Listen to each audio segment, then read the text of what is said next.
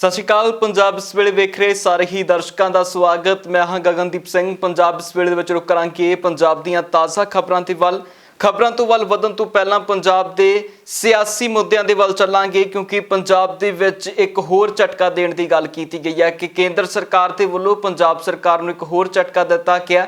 ਇਸ ਝਟਕੇ ਦੇ ਵਿੱਚ ਹੁਣ ਕੇਂਦਰ ਸਰਕਾਰ ਨੇ ਪੰਜਾਬ ਦਾ ਰੂਰਲ ਡਿਵੈਲਪਮੈਂਟ ਫੰਡ ਰੋਕ ਦਿੱਤਾ ਹੈ।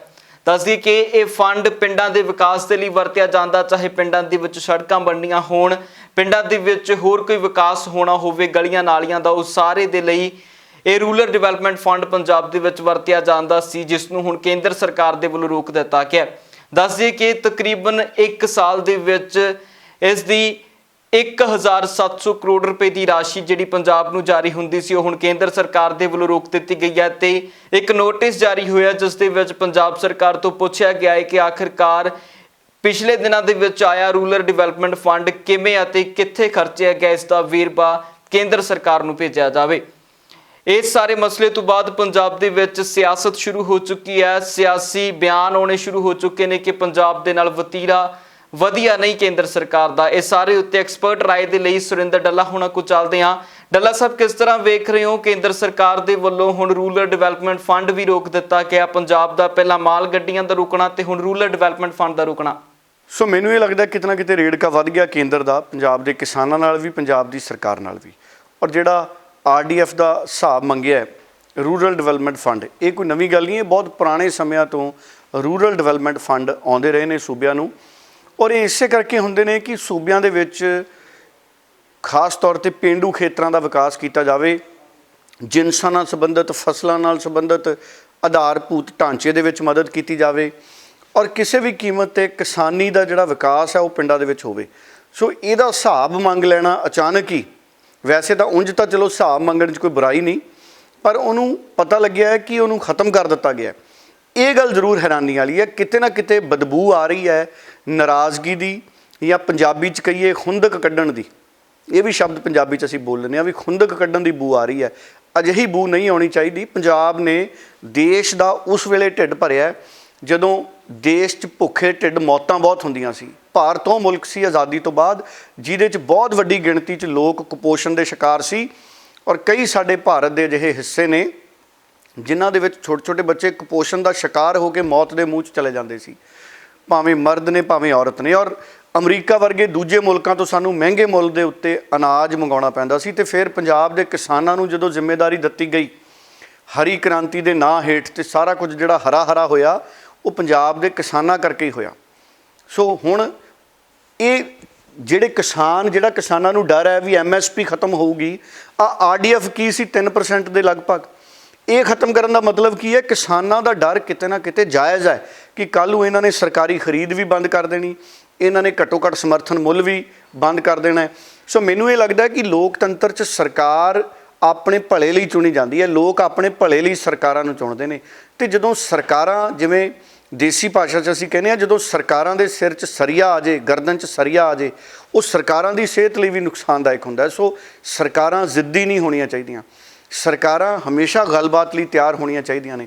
ਹੁਣ ਇਹ ਗੱਲ ਸਿਰਫ ਪੰਜਾਬ ਦੇ ਕਿਸਾਨਾਂ ਤੱਕ ਦੀ ਨਹੀਂ ਰਹਿ ਗਈ, ਇਹ ਗੱਲ ਪੂਰੇ ਮੁਲਕ ਦੇ ਕਿਸਾਨਾਂ ਦੀ ਬਣ ਗਈ ਆ। ਕੇਰਲ ਵਰਗੇ ਛੋਟੇ ਜਿਹੇ ਸੂਬੇ ਨੇ ਕਿਵੇਂ ਸਿਆਸੀ ਮਾਹੌਲ ਬਦਲਤਾ। ਦੇਖੋ, ਸਬਜ਼ੀਆਂ ਦਾ ਸਮਰਥਨ ਮੁੱਲ ਕਰਤਾ ਉਹਨਾਂ ਨੇ, ਤਾਂ ਸਬਜ਼ੀਆਂ ਦਾ MSP ਕਰਤਾ। ਸੋ ਕੇਂਦਰ ਦਾ ਕਾਨੂੰਨ ਚਾਹੀਦਾ ਤਾਂ ਇਹ ਸੀ ਵੀ ਕਾਨੂੰਨ ਲਿਆ ਕੇ ਸਬਜ਼ੀਆਂ ਦਾ ਘੱਟੋ ਘੱਟ ਸਮਰਥਨ ਮੁੱਲ ਤੈਅ ਕਰਦੇ।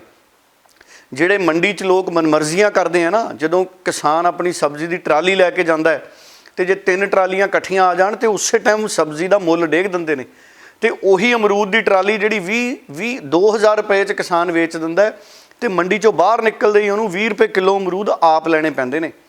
ਸੋ ਇਹ ਮੈਂ ਉਹੀ ਗੱਲ ਕਹਿਣਾ ਕਿ BJP ਦੇ ਬਹੁਤ ਸਾਰੇ ਲੀਡਰਾਂ ਨੂੰ ਖੇਤੀਬਾੜੀ ਦੀ ਧਰਾਤਲ 'ਤੇ, ਜ਼ਮੀਨ 'ਤੇ ਸਮਝ ਨਹੀਂ ਹੈਗੀ। ਉਹਨਾਂ ਨੂੰ ਜ਼ਰੂਰ ਜਲਦ ਤੋਂ ਜਲਦ ਟਿਊਸ਼ਨ ਰਖਾ ਦੇਣੀ ਚਾਹੀਦੀ ਹੈ ਤਾਂ ਕਿ ਦੇਸ਼ ਦਾ ਖੇਤੀਬਾੜੀ ਢਾਂਚਾ ਖਰਾਬ ਨਾ ਹੋਵੇ, ਸੁਧਰੇ। ਸੋ ਜਿਹੜੇ ਨਵੇਂ ਕਾਨੂੰਨ ਬਣਾਏ ਨੇ, ਮੈਨੂੰ ਤਾਂ ਕਿਤੇ ਵਪਾਰੀ ਵੀ ਨਹੀਂ ਨਜ਼ਰ ਆਏ ਪੂਰੇ ਮੁਲਕ ਦੇ ਵਿੱਚ। ਸੋ ਇੱਕ ਥਾਂ ਅਗਰ ਮੱਕੀ 'ਤੇ ਬੋਨਸ ਦੇਤਾ ਅਤੇ ਉਹਦੇ ਨਾਲ ਕੋਈ ਯੁੱਗ ਪਲਟਾਊ ਬਦਲਾਅ ਨਹੀਂ ਹੋ ਗਿਆ। ਕਿਸਾਨਾਂ ਦਾ ਅੰਦੋਲਨ ਭਖ ਰਿਹਾ, ਔਰ ਕੇਂਦਰ ਸਰਕਾਰ ਨੂੰ ਆਪਣੀ ਜਿਹੜੀ ਜ਼ਿੱਦ ਹੈ, ਮੈਂ ਤਾਂ ਜ਼ਿੱਦ ਕਹੂੰਗਾ, ਉਹ ਜ਼ਿੱਦ ਛੱਡ ਕੇ ਕਿਸਾਨਾਂ ਦੇ ਨਾਲ ਗੱਲਬਾਤ ਕਰਨੀ ਚਾਹੀਦੀ ਹੈ। ਕਿਉਂਕਿ ਡੈਮੋਕ੍ਰੇਸੀ ਇਹੀ ਹੈ, ਸਰਕਾਰ ਲੋਕ ਚੁਣਦੇ ਨੇ ਆਪਣੇ ਮਸਲਿਆਂ ਦੇ ਹੱਲ ਲਈ। ਤੇ ਸਰਕਾਰਾਂ ਜ਼ਿੱਦੀ ਨਾ ਹੋ ਕੇ ਲੋਕਾਂ ਦੇ ਮਸਲਿਆਂ ਦਾ ਹੱਲ ਕਰਨ। ਆਰਡੀਐਫ ਖਤਮ ਕਰਨ ਤੋਂ ਬਾਅਦ ਕਿਸਾਨਾਂ ਦਾ ਇਹ ਸ਼ੱਕ ਹੋਰ ਮਜ਼ਬੂਤ ਹੋ ਜਾਊਗਾ। ਠੀਕ ਹੈ, ਪੰਜਾਬ ਦੀ ਸਰਕਾਰ ਤੋਂ ਹਿਸਾਬ ਮੰਗਿਆ, ਪੰਜਾਬ ਦੀ ਸਰਕਾਰ ਹਿਸਾਬ ਵੀ ਦੇ ਦੂਗੀ। ਪੋਲੀਟੀਕਲ ਰਿਐਕਸ਼ਨ ਬੜੇ ਆਏ, ਨਿੰਦਾ ਹੀ ਬੜੀ ਕੀਤੀ ਹੈ ਲੋਕਾਂ ਨੇ ਇਹਦੀ। ਸੋ ਵੈਸੇ ਤਾਂ ਚਲੋ ਸਭ ਕੁਝ ਠੀਕ ਰਵੇ, ਆਪਾਂ ਸਾਰੇ ਦੇਸ਼ ਦੀ ਸੁੱਖ ਮੰਨਦੇ ਹਾਂ, ਪਰ ਹਾਲਾਤ ਇਹ ਨੇ ਜਿਹੜਾ ਪਬਲਿਕ ਡਿਸਟ੍ਰੀਬਿਊਸ਼ਨ ਸਿਸਟਮ 'ਚ ਸੀ, ਅਸੀਂ ਪੁਰਾਣਾ ਅਨਾਜ ਕਿੰਨਾ ਵੰਡਿਆ, ਔਰ ਸਰਕਾਰਾਂ ਦੀਆਂ ਨਲਾਇਕੀਆਂ ਕਰਕੇ ਸਾਡੇ ਮੁਲਕ 'ਚ ਅਨਾਜ ਸੜਦਾ ਰਿਹਾ। ਅੱਜ ਵੀ ਲੋਕ ਅਨਾਜ ਤੋਂ ਬਿਨਾਂ ਭੁੱਖੇ ਮਰਦੇ ਨੇ। ਸੋ ਸਰਕਾਰਾਂ ਪਲੈਨਿੰਗ ਕਰਨ ਦੇ ਵਿੱਚ ਫੇਲ ਹੁੰਦੀਆਂ ਨੇ, ਸਰਕਾਰਾਂ ਤੋਂ ਆਪ ਹੀ ਪਲੈਨਿੰਗ ਨਹੀਂ ਹੁੰਦੀ।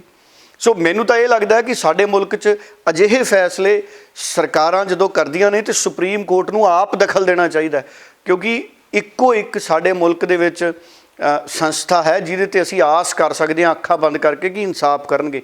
ਸੋ ਸੁਪਰੀਮ ਕੋਰਟ ਨੂੰ ਚਾਹੀਦਾ ਹੈ ਕਿ ਜਨਹਿਤ ਜਿਹੜੇ ਸਿਊ ਮੋਟੋ ਖੁਦ ਸੁਪਰੀਮ ਕੋਰਟ ਆਪਣੇ ਆਪ ਇਸ ਗੱਲ ਦਾ ਨੋਟਿਸ ਲਵੇ, ਕਿਸੇ ਦਾ ਇੰਤਜ਼ਾਰ ਨਾ ਕਰੇ। ਸੋ ਇਹ ਸੁਪਰੀਮ ਕੋਰਟ ਦੀ ਵੀ ਕਿਤੇ ਨਾ ਕਿਤੇ ਇਹ ਜ਼ਿੰਮੇਵਾਰੀ ਬਣਦੀ ਹੈ। ਜੇ ਸਾਡੇ ਮੁਲਕ ਦਾ ਖੇਤੀ ਢਾਂਚਾ ਵਿਗੜ ਗਿਆ ਨਾ, ਤੇ ਅਸੀਂ ਦੁਬਾਰਾ ਭੁੱਖ ਨਾਲ ਸਾਡੇ ਮੁਲਕ 'ਚ ਲੋਕ ਮਰਿਆ ਕਰਨਗੇ। ਇੱਕ ਵਾਰ ਪੰਜਾਬ ਦੇ ਕਿਸਾਨਾਂ ਨੇ ਜੋ ਸਾਡੇ ਹਾਲਾਤ ਹੁਣ ਬਣਾ ਰਹੇ ਨੇ, ਅਗਰ ਇੱਕ ਵਾਰ ਝੋਨਾ ਤੇ ਕਣਕ ਪੰਜਾਬ ਦੇ ਵਿੱਚ ਨਾ ਬੀਜਿਆ ਗਿਆ ਨਾ, ਜੇ ਐਤਕੀ ਕਣਕ ਹੀ ਨਾ ਬੀਜੀ ਗਈ ਨਾ, ਪੂਰੇ ਮੁਲਕ ਦਾ ਅਨਾਜ ਭੰਡਾਰ ਹਿੱਲ ਜਾਣਾ। ਸੋ ਬਾਅਦ ਦੇ ਵਿੱਚ ਫਿਰ ਅੱਖਾਂ 'ਚ ਘਸੁੰਨ ਦੇ ਕੇ ਰੋਣ ਦੇ ਨਾਲ ਕੁਛ ਨਹੀਂ ਹੋਣਾ। ਵਕਤ ਹਜੇ ਵੀ ਹੈ ਕਿ ਅਸੀਂ ਮਾਹੌਲ ਨੂੰ ਸਾਂਭੀਏ ਔਰ ਅਪੀਲਾਂ ਕਰੀਏ ਕੇਂਦਰ ਸਰਕਾਰ ਨੂੰ ਕਿ ਜ਼ਿੱਦ ਛੱਡੋ ਤੇ ਕਿਸਾਨਾਂ ਦੇ ਨਾਲ ਗੱਲਬਾਤ ਕਰਕੇ, ਨਾਲੇ ਹੁਣ ਇਕੱਲੇ ਪੰਜਾਬ ਦੇ ਕਿਸਾਨਾਂ ਨਾਲ ਨਹੀਂ ਗੱਲ ਕਰਨੀ, ਹੁਣ ਪੂਰੇ ਮੁਲਕ ਦੇ ਕਿਸਾਨਾਂ ਦੇ ਨਾਲ ਗੱਲ ਕਰਨੀ ਪੈਣੀ ਹੈ। ਸੋ ਬਹੁਤ ਵੱਡਾ ਅੰਦੋਲਨ ਕਿਸਾਨ ਬਣਾਉਣ ਜਾ ਰਹੇ ਨੇ। ਟੱਲਾ ਸਾਹਿਬ, ਕਿਸ ਤਰ੍ਹਾਂ ਵੇਖ ਰਹੇ ਹੋ ਪੰਜਾਬ ਦੇ ਵਿੱਚ ਇੱਕ ਹੋਰ ਮਸਲਾ ਬੜਾ ਗੰਭੀਰ ਬਣਦਾ ਜਾ ਰਿਹਾ ਹੈ, ਕਿਉਂਕਿ ਪਿਛਲੇ ਸਾਲਾਂ ਨਾਲੋਂ ਵੱਧ ਪਰਾਲੀ ਸਾੜਨ ਦੀਆਂ ਘਟਨਾਵਾਂ ਕਿਹਾ ਜਾ ਰਿਹਾ ਕਿ ਇਸ ਸਾਲ ਆਈਆਂ ਨੇ ਤੇ ਇਸ ਸਾਲ ਲਗਾਤਾਰ ਪਿਛਲੇ ਸਾਲ ਨਾਲੋਂ 18% ਤੱਕ ਜਿਹੜੀਆਂ ਘਟਨਾਵਾਂ ਵਧੀਆਂ ਨੇ। ਸੋ ਉਧਰ ਪਰਾਲੀ ਤੇ ਹੁਣ ਕਾਨੂੰਨ ਬਣਾਉਣ ਦੀ ਕਾਹਲੀ ਹੋ ਗਈ। ਮੈਂ ਬੜਾ ਹੈਰਾਨ ਹਾਂ, ਕੁਝ ਸਾਲ ਪਹਿਲਾਂ ਪਾਰਲੀਮੈਂਟ ਦੇ ਵਿੱਚ ਬਹੁਤ ਵੱਡੇ ਸਿਆਸੀ ਲਾਰੇ ਲਾਏ ਸੀ ਸਾਡੇ ਲੀਡਰਾਂ ਨੇ ਵੀ ਮਸ਼ੀਨਾਂ ਆ ਜਾਣਗੀਆਂ, ਸਬਸਿਡੀਆਂ ਦੇ ਦਿਆਂਗੇ, ਪਰਾਲੀ ਕੰਪਨੀਆਂ ਵਾਲੇ ਚੱਕ ਕੇ ਲੈ ਜਾ ਕਰਨਗੇ, ਬਿਜਲੀ ਪੈਦਾ ਹੋਊਗੀ। ਸੋ ਐਡੇ ਫੈਂਟਰ ਸਾਡੇ ਦੇਸ਼ ਦੀ ਪਾਰਲੀਮੈਂਟ 'ਚ ਸਾਡੇ ਲੀਡਰਾਂ ਨੇ ਮਾਰੇ ਹੈ। ਸੋ ਹੁਣ ਕਾਨੂੰਨ ਕਹਿੰਦੇ ਬਣਾਵਾਂਗੇ ਵੀ ਪਰਾਲੀ ਸਾੜਨ ਨਹੀਂ ਦੇਣੀ। ਸੋ ਪੰਜਾਬ ਦੇ ਕਿਸਾਨ ਆਤਮ ਹੱਤਿਆ ਕਰ ਰਹੇ ਨੇ, ਉਸ ਪਾਸੇ ਕਾਨੂੰਨ ਬਣਾ ਲਓ ਵੀ ਆਪਾਂ ਪੰਜਾਬ ਦੇ ਕਿਸਾਨਾਂ ਨੂੰ ਕਾਨੂੰਨ ਬਣਾ ਕੇ ਆਤਮ ਹੱਤਿਆ ਨਹੀਂ ਕਰਨ ਦੇਣੀ। ਉਹਨਾਂ ਦੀਆਂ ਜੇਬਾਂ ਦੇ ਵਿੱਚ ਭੋਰਾ ਪੈਸਾ ਪਾ ਦਿਓ, ਉਹਨਾਂ ਨੂੰ ਫਸਲਾਂ ਦਾ ਮੁੱਲ ਦੇ ਦਿਓ। ਪਰਾਲੀ ਆਪਣੇ ਆਪ ਸੜਨੀ ਬੰਦ ਹੋ ਜਾਣੀ ਹੈ ਜਦੋਂ ਝੋਨੇ ਦਾ ਮੁੱਲ ਮਿਲਣ ਲੱਗ ਗਿਆ। ਔਰ ਇਸ ਕਰਕੇ ਕਾਨੂੰਨ ਤਾਂ ਬਲਾਤਕਾਰ ਰੋਕਣ ਦੇ ਵੀ ਸਾਡੇ ਮੁਲਕ 'ਚ ਬਣੇ ਹੋਏ ਨੇ। ਕੀ ਬਲਾਤਕਾਰ ਰੁਕ ਗਏ? ਕਾਨੂੰਨ ਕਿਸੇ ਮਸਲੇ ਦਾ ਹੱਲ ਨਹੀਂ ਹੈ। ਇਸੇ ਕਰਕੇ ਤਾਂ ਜਿਹੜੇ ਤੁਸੀਂ 3 ਕਾਨੂੰਨ ਬਣਾਏ ਨੇ ਉਹਨਾਂ ਨਾਲ ਕੀ ਸੁਧਾਰ ਹੋ ਗਿਆ ਕਿ ਮੰਡੀਆਂ 'ਚ ਬਾਹਰਲੇ ਲੋਕ ਆਉਣ ਲੱਗ ਗਏ। ਯੂਪੀ ਬਿਹਾਰ ਵਾਲੇ ਝੋਨਾ ਚੱਕੀ ਪੰਜਾਬ 'ਚ ਆ ਰਹੇ ਨੇ ਸਾਡੇ ਭਰਾ, ਆ ਰਾਜਸਥਾਨ ਵਾਲੇ ਵੀ ਪੰਜਾਬ 'ਚ ਆ ਰਹੇ ਨੇ। ਸੋ ਯੂਪੀ ਬਿਹਾਰ 'ਚ ਤਾਂ ਸਰਕਾਰਾਂ ਹੀ ਤੁਹਾਡੀਆਂ ਨੇ। ਜੇ ਤੁਹਾਡੇ ਤੋਂ ਯੂਪੀ ਬਿਹਾਰ 'ਚ ਝੋਨਾ ਨਹੀਂ ਵਿਕਿਆ ਕੇਂਦਰ ਦੇ ਕਾਨੂੰਨ ਬਣਾਉਣ ਵਾਲਿਆਂ ਤੋਂ, ਤੇ ਫਿਰ ਤੁਹਾਡੇ ਕਾਨੂੰਨ ਚੰਗੇ ਕਿੱਧਰੋਂ ਹੋ ਗਏ? ਸੋ ਪਰਾਲੀ ਦੇ ਕਾਨੂੰਨ ਬਣਾਉਣ ਦੇ ਨਾਲ ਠੀਕ ਹੈ, ਕਾਨੂੰਨ ਬਣਾਓ ਪਰਾਲੀ ਦਾ, ਪਰ ਜਦ ਤੱਕ ਤੁਸੀਂ ਕਿਸਾਨਾਂ ਨੂੰ ਮੁਆਵਜ਼ਾ ਨਹੀਂ ਦਿੰਦੇ ਤਦ ਤੱਕ ਪਰਾਲੀ ਨੂੰ ਅੱਗ ਲੱਗਣੀ ਹਟਾਉਣਾ ਐਡਾ ਸੌਖਾ ਕੰਮ ਨਹੀਂ ਹੈ। ਐਡਾ ਸੌਖਾ ਕੰਮ ਨਹੀਂ ਹੈ। ਜਿਹੜਾ ਕਿਸਾਨ ਆਤਮ ਹੱਤਿਆ ਕਰ ਸਕਦਾ ਹੈ ਉਹ ਪਰਾਲੀ ਨੂੰ ਵੀ ਅੱਗ ਲਾਊਗਾ। ਇਸ ਕਰਕੇ ਸਿਰਫ ਕਾਨੂੰਨ, ਜ਼ਬਰਦਸਤੀ ਕਾਨੂੰਨ ਬਣਾ ਕੇ ਇਸ ਪਾਸੇ ਜਿਹੜਾ ਅਸੀਂ ਰੁਝਾਨ ਪੇਸ਼ ਕਰਨ ਜਾ ਰਹੇ ਹਾਂ ਉਹ ਮਸਲੇ ਦਾ ਹੱਲ ਨਹੀਂ ਹੈ। ਮਸਲੇ ਦਾ ਹੱਲ ਸਿਰਫ ਇੱਕੋ ਹੀ ਹੈ ਕਿ ਪੰਜਾਬ ਦੇ ਕਿਸਾਨ ਨੂੰ ਮੁਆਵਜ਼ਾ ਦਿਓ ਤਾਂ ਕਿ ਜਦੋਂ ਉਹ ਝੋਨਾ ਵੇਚੇ ਤੇ ਉਹਦੇ ਕੋਲੇ ਇੰਨਾ ਪੈਸਾ ਹੋਵੇ ਕਿ ਉਹ ਪਰਾਲੀ ਨੂੰ ਸਾਂਭੇ ਤੇ ਪ੍ਰਾਈਵੇਟ ਕੰਪਨੀਆਂ ਨੂੰ ਦਵੇ ਜਾਂ ਸਰਕਾਰਾਂ ਪਰਾਲੀ ਚੁਕਾ ਲਓ। ਹੁਣ ਸਰਕਾਰਾਂ ਕੋਲੇ ਜਿਹੜੀਆਂ ਐਡੀਆਂ ਗੱਡੀਆਂ, ਐਡੇ ਗੋਦਾਮ ਨੇ, ਇਹ ਸਿਰਫ ਸ਼ੌਂਕ ਪੂਰਾ ਕਰਨ ਨੂੰ ਥੋੜ੍ਹੀ ਨੇ। ਸੋ ਸਰਕਾਰਾਂ ਦੀ ਜ਼ਿੰਮੇਵਾਰੀ ਹੈ। ਠੀਕ ਹੈ, ਕਾਨੂੰਨ ਬਣਾਉਣਾ ਬਣਾਓ, ਪਰ ਕਾਨੂੰਨ ਮਸਲੇ ਦਾ ਹੱਲ ਨਹੀਂ ਹੈ। ਕਾਨੂੰਨ ਤਾਂ ਮੁਲਕ ਦੇ ਵਿੱਚ ਭ੍ਰਿਸ਼ਟਾਚਾਰ ਦੇ ਖਿਲਾਫ ਵੀ ਹੈ। ਆ ਕਿੱਡੀ ਕਰਪਸ਼ਨ ਸਾਡੇ ਮੁਲਕ 'ਚ ਹੋਈ ਜਾਂਦੀ ਹੈ। ਸੋ ਇਸ ਕਰਕੇ ਇਕੱਲੇ ਕਾਨੂੰਨ ਬਣਾਉਣ ਨਾਲ ਜੇ ਲੱਗੂਗਾ ਵੀ ਮਸਲੇ ਦਾ ਹੱਲ ਨਿਕਲ ਜੂਗਾ ਤੇ ਉਹਦੇ ਨਾਲ ਕੁਝ ਨਹੀਂ ਹੋਣਾ। ਕਾਨੂੰਨ ਤਾਂ ਇਹ ਵੀ ਹੈ ਕਿ ਯੁੱਧ ਨਹੀਂ ਲੜਨੇ, ਪਰ ਦੇਖੋ ਕਿੰਨੀਆਂ ਲੜਾਈਆਂ ਹੁੰਦੀਆਂ। ਪਿੱਛੇ ਜੇ ਚੀਨ ਵਾਲੇ ਬੜੇ ਆਏ, ਸਾਡੇ ਕਿੰਨੇ ਫੌਜੀ ਚੀਨ 'ਚ ਸ਼ਹੀਦ ਹੋ ਗਏ। ਚੀਨ ਦੇ ਬਾਰਡਰ 'ਤੇ ਸਾਡੇ ਬਿਹਾਰ ਵਾਲੇ ਵੀ ਬੜੇ ਸ਼ਹੀਦ ਹੋ ਗਏ। ਸੋ ਕਾਨੂੰਨਾਂ ਦੇ ਨਾਲ ਪ੍ਰਦੂਸ਼ਣ ਦੂਰ ਨਹੀਂ ਹੁੰਦੇ ਐਡੀ ਛੇਤੀ, ਸਾਧਨਾਂ ਦੇ ਨਾਲ ਪ੍ਰਦੂਸ਼ਣ ਦੂਰ ਹੁੰਦੇ ਨੇ। ਸੋ ਸਾਧਨ ਪੈਦਾ ਕਰੋ। ਸੋ ਪੰਜਾਬ ਦੇ ਖਾਸ ਮਸਲੇ ਨੇ ਜਿਨ੍ਹਾਂ ਤੋਂ ਐਕਸਪਰਟ ਰਾਏ ਲੈਣੀ ਵੀ ਜ਼ਰੂਰੀ ਸੀ ਇਹਨਾਂ ਮਸਲਿਆਂ ਦੇ ਉੱਤੇ। ਸੋ ਹੁਣ ਖਬਰਾਂ ਦੇ ਵੱਲ ਵਧਾਂਗੇ। ਪੰਜਾਬ ਦੇ ਰੂਰਲ ਡਿਵੈਲਪਮੈਂਟ ਫੰਡ ਰੋਕਣ ਦੇ ਉੱਤੇ ਸਿਆਸੀ ਪ੍ਰਤੀਕਿਰਿਆਵਾਂ ਨੇ। ਇਸ ਦੇ ਵਿੱਚ ਦਲਜੀਤ ਸਿੰਘ ਚੀਮਾ ਜੋ ਕਿ ਅਕਾਲੀ ਦਲ ਦੇ ਆਗੂ ਨੇ, ਉਹਨਾਂ ਦੇ ਵੱਲੋਂ ਹੀ ਪ੍ਰਤੀਕਰਮ ਦਿੱਤਾ ਗਿਆ ਤੇ ਕੇਂਦਰ ਦੇ ਇਸ ਰਵੱਈਏ ਦੇ ਉੱਤੇ ਉਹਨਾਂ ਨੇ ਸਵਾਲ ਚੁੱਕੇ ਨੇ। ਕੇਂਦਰ ਸਰਕਾਰ ਦੀ ਏਜੰਸੀ FCI ਦਾ ਜਿਹੜਾ ਪ੍ਰੋਵੀਜ਼ਨਲ ਸ਼ੀਟ ਦੇ ਵਿੱਚ ਰੂਰਲ ਡਿਵੈਲਪਮੈਂਟ ਫੰਡ ਨੂੰ ਕਾਊਂਟ ਨਾ ਕਰਨਾ, ਇਹ ਮੈਂ ਸਮਝਦਾ ਕਿ ਕੇਂਦਰ ਸਰਕਾਰ ਦਾ ਪੰਜਾਬ ਦੇ ਹੱਕਾਂ ਤੇ ਡਾਕਾ ਮਾਰਨ ਦਾ ਇੱਕ ਹੋਰ ਫੈਸਲਾ। ਔਰ ਇਹ ਜਿਹੜਾ ਫੈਡਰਲਿਜ਼ਮ ਦਾ ਬੇਸਿਕ ਪ੍ਰਿੰਸੀਪਲ ਹੈ ਉਹਦੇ ਬਿਲਕੁਲ ਉਲਟ ਹੈ, ਕਿਉਂਕਿ ਪੰਜਾਬ ਰੂਰਲ ਡਿਵੈਲਪਮੈਂਟ ਐਕਟ ਦੇ ਅੰਡਰ ਮੰਡੀ ਫੀਸ ਜਿਹੜੀ ਹੈ ਉਹ ਲਗਾਈ ਜਾਂਦੀ, ਔਰ ਇਹਦੀ ਵਰਤੋਂ ਜਿਹੜੀ ਹੈ ਮੰਡੀਆਂ ਦਾ ਇਨਫਰਾਸਟ੍ਰਕਚਰ ਤੇ ਰੂਰਲ ਜਿਹੜੇ ਵਰਕਸ ਹੈ ਉਹਦੇ ਵਾਸਤੇ ਕੀਤੀ ਜਾਂਦੀ ਹੈ। ਕੇਂਦਰ ਦਾ ਇਹ ਹੱਕ ਨਹੀਂ ਬਣਦਾ ਕਿ ਇਸ ਫੰਡ ਦੀ ਸਕਰੂਟਨੀ ਕਰੇ ਜਾਂ ਸੂਬੇ ਨੂੰ ਇਹ ਫੰਡ ਦੇਣ ਦੇ ਵਿੱਚ ਕੋਈ ਰੁਕਾਵਟ ਖੜੀ ਕਰੇ। ਇਹ ਸ਼ੁਰੂ ਤੋਂ ਦਿੱਤਾ ਜਾਂਦਾ ਔਰ ਉਸੇ ਤਰੀਕੇ ਕੰਟੀਨਿਊ ਰਹਿਣਾ ਚਾਹੀਦਾ। ਔਰ ਮੈਂ ਕਾਂਗਰਸ ਸਰਕਾਰ ਨੂੰ ਵੀ ਕਹਿਣਾ ਚਾਹੁੰਦਾ ਕਿ ਦਮਗਜੇ ਮਾਰਿਆ ਕੋਈ ਫਾਇਦਾ ਨਹੀਂ। ਮੈਂ ਕਾਂਗਰਸ ਦੇ ਸਪੋਕਸਮੈਨ ਦਾ ਵਰਸ਼ਨ ਸੁਣ ਲਿਆ ਸੀ ਕਿ ਅਸੀਂ ਇਹ ਕਰ ਦਿਆਂਗੇ ਉਹ ਕਰ ਦਿਆਂਗੇ, ਕਿਉਂਕਿ ਜੇ ਤੁਸੀਂ ਐਡੀ ਵੱਡੀ ਸ਼ਕਤੀ ਤੁਹਾਡੇ ਨਾਲ ਸਾਰੀਆਂ ਪਾਰਟੀਆਂ ਦੀ ਵਿਧਾਨ ਸਭਾ ਵਿੱਚ ਖੜੀ ਸੀ, ਜੇ ਤੁਸੀਂ ਧੋਖਾ ਦੇ ਕੇ ਕੇਂਦਰ ਦੇ ਤਿੰਨੇ ਕਾਨੂੰਨ ਇਨਡਾਇਰੈਕਟ ਤਰੀਕੇ ਨਾਲ ਪਾਸ ਨਾ ਕਰਾਉਂਦੇ ਤੇ ਅੱਜ ਇਹ ਦਿਨ ਨਹੀਂ ਸੀ ਦੇਖਣੇ ਪੈਣੇ। ਇਸ ਕਰਕੇ ਪੰਜਾਬ ਦੇ ਹੱਕਾਂ ਵਾਸਤੇ ਤੁਹਾਨੂੰ ਖੜਨਾ ਚਾਹੀਦਾ ਔਰ ਸਟਰੋਂਗਲੀ ਇਹਦੇ ਤੇ ਪ੍ਰੋਟੈਸਟ ਕਰਨਾ ਚਾਹੀਦਾ। ਮੈਂ ਵੀ ਇਸ ਗੱਲ ਦੀ ਨਿਖੇਧੀ ਕਰਦਾ ਕਿ ਆਰਡੀਐਫ ਜਿਵੇਂ ਪਹਿਲਾਂ ਮਿਲਦਾ ਸੀ ਸੂਬੇ ਨੂੰ ਉਸੇ ਤਰ੍ਹਾਂ ਹੀ ਮਿਲਣਾ ਚਾਹੀਦਾ ਔਰ ਕੇਂਦਰ ਨੂੰ ਇਹੋ ਜਿਹੇ ਫੈਸਲੇ ਲੈਣ ਤੋਂ ਗੁਰੇਜ਼ ਕਰਨਾ ਚਾਹੀਦਾ। ਪੂਰੇ ਵਿਸ਼ਵ ਦੇ ਵਿੱਚ ਫੈਲੀ ਮਹਾਮਾਰੀ ਤੋਂ ਬਾਅਦ ਲਗਾਤਾਰ ਸਾਰੇ ਹੀ ਦੇਸ਼ ਹੌਲੀ-ਹੌਲੀ ਸਾਰੀਆਂ ਹੀ ਸੰਸਥਾਵਾਂ ਨੂੰ ਖੋਲ੍ਹਦੇ ਜਾ ਰਹੇ ਨੇ, ਜਿਸ ਦੇ ਵਿੱਚ ਭਾਰਤ ਦੇ ਵਿੱਚ ਵੀ ਅਨਲੌਕ 5 ਕਰ ਦਿੱਤਾ ਗਿਆ, ਜਿਸ ਤੋਂ ਬਾਅਦ ਹੁਣ ਦਿੱਲੀ ਸਰਕਾਰ ਦੇ ਵੱਲੋਂ ਸਕੂਲ ਖੋਲ੍ਹਣ ਦੇ ਉੱਤੇ ਹਜੇ ਵੀ ਵਿਰਾਮ ਲਗਾ ਦਿੱਤਾ ਗਿਆ। ਦਿੱਲੀ ਦੇ ਸਿੱਖਿਆ ਮੰਤਰੀ ਮਨੀਸ਼ ਸਿਸੋਦੀਆ ਦੇ ਵੱਲੋਂ ਮੀਡੀਆ ਦੇ ਨਾਲ ਗੱਲਬਾਤ ਕੀਤੀ ਗਈ ਤੇ ਉਹਨਾਂ ਦੱਸਿਆ ਕਿ ਆਉਣ ਵਾਲੇ ਦਿਨਾਂ ਦੇ ਵਿੱਚ ਸਿੱਖਿਆ ਪ੍ਰਣਾਲੀ ਕਿਸ ਤਰ੍ਹਾਂ ਚੱਲੇਗੀ, ਪਰ ਉਹਨਾਂ ਨੇ ਹਜੇ ਇਸ ਗੱਲ ਦੇ ਉੱਤੇ ਵਿਰਾਮ ਲਾਇਆ ਕਿ ਹਜੇ ਦਿੱਲੀ ਦੇ ਵਿੱਚ ਸਕੂਲ नहीं खोले जाएंगे। दिल्ली सरकार ने फैसला लिया है कि अभी दिल्ली में स्कूल नहीं खुलेंगे। इस बार 1330 सीटें एक्स्ट्रा होंगी दिल्ली की आईपी यूनिवर्सिटी के कॉलेजेस में।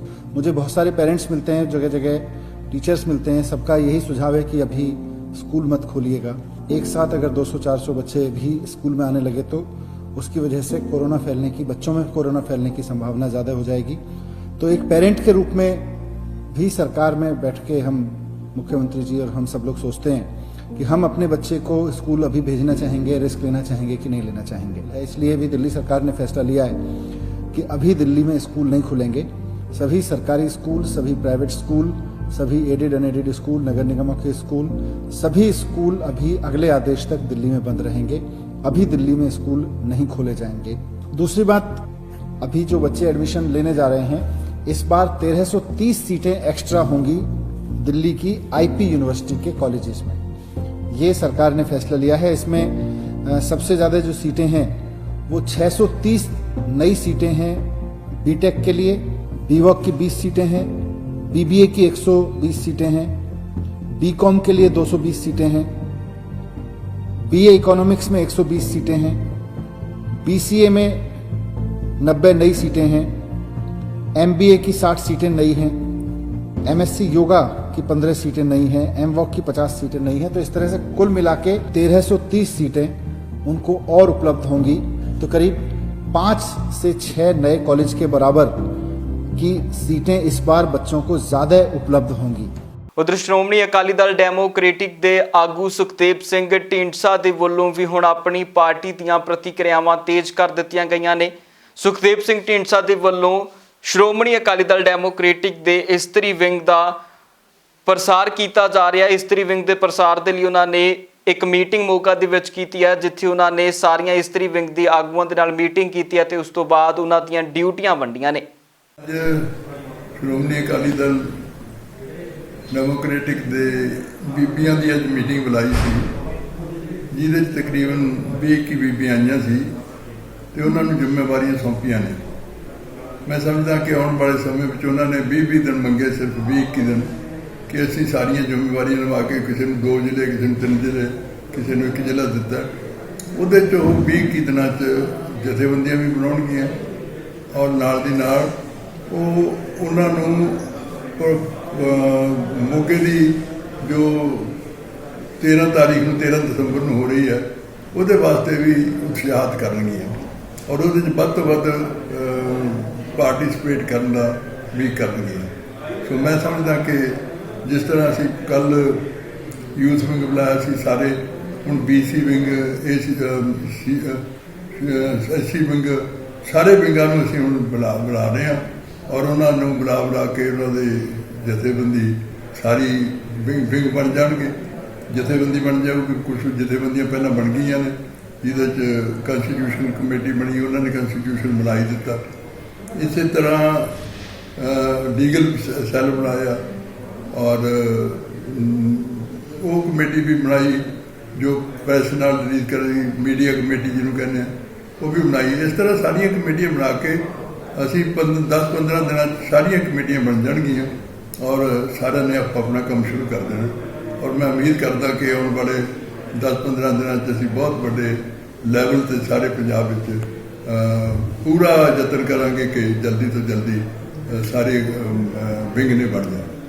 ਉੱਥੇ ਨੌਵੇਂ ਪਾਤਸ਼ਾਹ ਸਾਹਿਬ ਸ੍ਰੀ ਗੁਰੂ ਤੇਗ ਬਹਾਦਰ ਸਾਹਿਬ ਦੇ ਗੁਰਪੁਰਬ ਦੇ ਸਬੰਧ ਦੇ ਵਿੱਚ ਦਿੱਲੀ ਗੁਰਦੁਆਰਾ ਪ੍ਰਬੰਧਕ ਕਮੇਟੀ ਦੇ ਵੱਲੋਂ ਵੱਡੇ ਪ੍ਰਬੰਧ ਕੀਤੇ ਜਾ ਰਹੇ ਨੇ। ਦਿੱਲੀ ਗੁਰਦੁਆਰਾ ਪ੍ਰਬੰਧਕ ਕਮੇਟੀ ਦੇ ਆਗੂ ਮਨਜਿੰਦਰ ਸਿੰਘ ਸਿਰਸਾ ਨੇ ਕਿਹਾ ਹੈ ਕਿ ਗੁਰਪੁਰਬ ਮਨਾਉਣ ਦੇ ਲਈ ਦਿੱਲੀ ਗੁਰਦੁਆਰਾ ਪ੍ਰਬੰਧਕ ਕਮੇਟੀ ਸਾਰੇ ਪ੍ਰਬੰਧ ਮੁਕੰਮਲ ਕਰਦੀ ਜਾ ਰਹੀ ਹੈ ਤੇ ਦਿੱਲੀ ਗੁਰਦੁਆਰਾ ਪ੍ਰਬੰਧਕ ਕਮੇਟੀ ਆਉਣ ਵਾਲੇ ਦਿਨਾਂ ਦੇ ਵਿੱਚ ਅਦਭੁਤ ਨਜ਼ਾਰੇ ਦੇ ਨਾਲ ਇਸ ਗੁਰਪੁਰਬ ਨੂੰ ਮਨਾਏਗੀ। ਜੋ ਇਹ 70 ਮੈਂਬਰੀ ਕਮੇਟੀ ਬਣਾਈ ਆ, ਜਿਸ ਨੂੰ ਚੇਅਰ ਦੇਸ਼ ਦੇ ਪ੍ਰਧਾਨ ਮੰਤਰੀ ਖੁਦ ਕਰ ਰਹੇ ਨੇ, ਗ੍ਰਹਿ ਮੰਤਰੀ ਨੇ, ਕਈ ਸੂਬਿਆਂ ਦੇ ਮੁੱਖ ਮੰਤਰੀ ਨੇ ਔਰ ਸ਼੍ਰੋਮਣੀ ਗੁਰਦੁਆਰਾ ਪ੍ਰਬੰਧਕ ਕਮੇਟੀ ਦੇ ਪ੍ਰਧਾਨ, ਦਿੱਲੀ ਸਿੱਖ ਗੁਰਦੁਆਰਾ ਮੈਨੇਜਮੈਂਟ ਕਮੇਟੀ ਦੇ ਪ੍ਰਧਾਨ ਤੱਕ ਸ਼੍ਰੀ ਪਟਨਾ ਸਾਹਿਬ ਦੇ ਪ੍ਰਧਾਨ, ਕਿਉਂਕਿ ਜੋ ਗੁਰੂ ਤੇਗ ਬਹਾਦਰ ਸਾਹਿਬ ਪਾਤਸ਼ਾਹ ਜੀ ਦਾ 400 ਸਾਲਾ ਪ੍ਰਕਾਸ਼ ਪੁਰਬ ਆ ਰਿਹਾ ਹੈ, ਇਹ ਪੂਰੇ ਦੇਸ਼ ਔਰ ਦੁਨੀਆ ਦੇ ਅੰਦਰ ਬਹੁਤ ਵੱਡੇ ਪੱਧਰ ਤੇ ਮਨਾਇਆ ਜਾਣਾ। ਦਿੱਲੀ ਸਿੱਖ ਗੁਰਦੁਆਰਾ ਮੈਨੇਜਮੈਂਟ ਕਮੇਟੀ ਨੇ ਵੀ 101 ਮੈਂਬਰੀ ਕਮੇਟੀ ਬਣਾਈ ਆ, ਜਿਹਦੇ ਅੰਦਰ ਦਿੱਲੀ ਦੀਆਂ ਸਾਰੀਆਂ ਪ੍ਰੋਮੀਨੈਂਟ ਸਿੱਖ ਸਭਾਵਾਂ ਨੇ, ਜਿਹਦੇ ਅੰਦਰ ਸਾਰੀਆਂ ਸਿੱਖ ਜਥੇਬੰਦੀਆਂ ਨੇ, ਅਖੰਡ ਕੀਰਤਨੀਆਂ ਜਥੇਬੰਦੀਆਂ ਨੇ, ਕਿਉਂਕਿ ਇਹ ਇੱਕ ਐਸਾ ਸਮਾਂ ਹੈ ਜਦੋਂ ਅਸੀਂ ਪੂਰੇ ਦੇਸ਼ ਔਰ ਦੁਨੀਆ ਨੂੰ ਇਹ ਦੱਸ ਸਕਦੇ ਹਾਂ ਕਿ ਕੇਵਲ ਔਰ ਕੇਵਲ ਅੱਜ ਤੱਕ ਦੀ ਪੂਰੀ ਦੁਨੀਆ ਦੇ ਇਤਿਹਾਸ ਅੰਦਰ ਇੱਕ ਐਸੀ ਸ਼ਹਾਦਤ ਆ ਜਿਹੜੀ ਆਪਣੇ ਵਾਸਤੇ ਨਹੀਂ ਬਲਕਿ ਮਾਨਵਤਾ ਨੂੰ ਬਚਾਉਣ ਵਾਸਤੇ, ਤਿਲਕ ਜੰਜੂ ਨੂੰ ਬਚਾਉਣ ਵਾਸਤੇ, ਧਰਮ ਦੀ ਰੱਖਿਆ ਕਰਨ ਵਾਸਤੇ ਗੁਰੂ ਤੇਗ ਬਹਾਦਰ ਸਾਹਿਬ ਨੇ ਖੁਦ ਚੱਲ ਕੇ ਆ ਕੇ ਦਿੱਤੀ। ਸੋ ਦੁਨੀਆ ਦੇ ਅੰਦਰ ਐਸੀ ਕੋਈ ਹੋਰ ਮਿਸਾਲ ਨਹੀਂ। ਔਰ ਇਹ ਦਿਨ ਜਦੋਂ ਗੁਰੂ ਸਾਹਿਬ ਦਾ ਅਸੀਂ ਪ੍ਰਕਾਸ਼ ਪੁਰਬ ਮਨਾ ਰਹੇ ਹਾਂ ਤੇ ਦੇਸ਼ ਔਰ ਦੁਨੀਆ ਨੂੰ ਇਹ ਸੰਦੇਸ਼ ਦੇ ਸਕੀਏ ਕਿ ਕਿਉਂ ਗੁਰੂ ਤੇਗ ਬਹਾਦਰ ਸਾਹਿਬ ਜੀ ਦੇ ਚਰਨਾਂ ਦਾ ਇਸ ਮਾਨਵਤਾ ਦੇ ਲੋਕਾਂ ਨੂੰ ਸदैव ਵਾਸਤੇ ਕਰਜ਼ਦਾਰ ਰਹਿਣਾ ਚਾਹੀਦਾ ਹੈ। ਆਪਾਂ ਆਸਾਨ ਫਰੋਮੋਸ਼ੀ ਨਾ ਕਰੀਏ, ਆਪਾਂ ਨਾ ਭੁੱਲੀਏ ਉਹਨਾਂ ਦੀ ਇਹਨਾਂ ਦੀ ਮਹਾਨ ਸ਼ਹਾਦਤ ਨੂੰ। ਇਸ ਕਰਕੇ ਇੱਕ ਸੁਨਹਿਰੀ ਸਮਾਂ ਹੈ ਸਾਡੇ ਵਾਸਤੇ ਔਰ ਇਸ ਨੂੰ ਦਿੱਲੀ ਸਿੱਖ ਗੁਰਦੁਆਰਾ ਮੈਨੇਜਮੈਂਟ ਕਮੇਟੀ ਬਹੁਤ ਵੱਡੇ ਪੱਧਰ ਤੇ ਮਨਾਊਗੀ। ਦਿੱਲੀ ਦੇ ਅੰਦਰ ਦੇਸ਼ ਅੰਦਰ ਪ੍ਰੋਗਰਾਮ ਕਰਾਂਗੇ, ਜਿਵੇਂ ਗੁਰੂ ਨਾਨਕ ਦੇਵ ਪਾਤਸ਼ਾਹ ਜੀ ਦਾ ਦਿਨ ਮਨਾਇਆ ਸੀ ਬਹੁਤ ਵੱਡੇ ਪੱਧਰ ਤੇ, ਚਾਹੇ ਮੈਟਰੋ ਦੇ ਅੰਦਰ ਪ੍ਰਚਾਰ ਹੋਵੇ, ਚਾਹੇ ਸਟਰੀਟ ਦੇ ਰੋਡ ਦੇ ਉੱਤੇ ਪ੍ਰਚਾਰ ਹੋਵੇ, ਵੱਡੇ ਸਮਾਗਮ ਕਰਨੇ ਹੋਣ, ਦਿੱਲੀ ਸਿੱਖ ਗੁਰਦੁਆਰਾ ਮੈਨੇਜਮੈਂਟ ਕਮੇਟੀ ਇਸ ਨੂੰ ਬਹੁਤ ਵੱਡੇ ਪੱਧਰ ਤੇ ਮਨਾਊਗੀ। ਹਾਂ, ਕਿਉਂਕਿ ਦਿੱਲੀ ਰੀਡਿਵੈਲਪਮੈਂਟ ਦਾ ਸਾਡਾ ਕੰਮ ਚੱਲਦਾ ਪਿਆ ਹੈ।